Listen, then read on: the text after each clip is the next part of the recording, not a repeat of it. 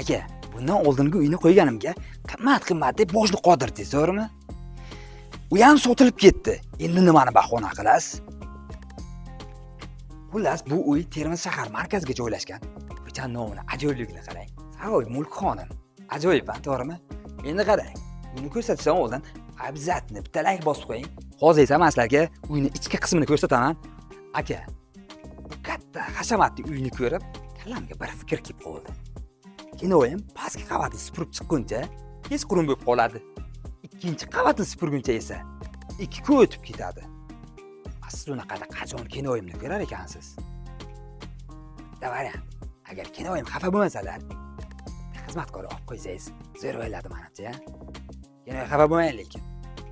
Inshaalloh, mana bu uyni sotib olsangiz, mana ikkinchi qavatdan turib, pastga qarab, zeloniy zona daraxtlarga qarab, mazza qilib, stollarni qo'yib, toza havoni olib o'tirasiz ekan. Mana bu yer podval.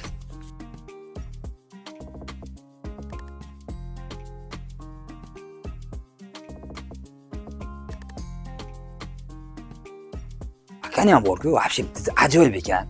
Xullas, bu tarafga o'tirib, kokteyllarni, maxitolarni qo'yib, biksem semishkalarni chaqib, mazza qilib o'tirib dam olsa bo'ladigan qilib qo'yishibdi. Вообще akaga qoyil qoldim lekin. Agar siz bu uyning narxini bilmoqchi bo'lsangiz, kommentariyaga narx deb yozib qo'ying yoki pastdagi nomerlarga bog'laning. Biz sizga ma'lumotni beramiz.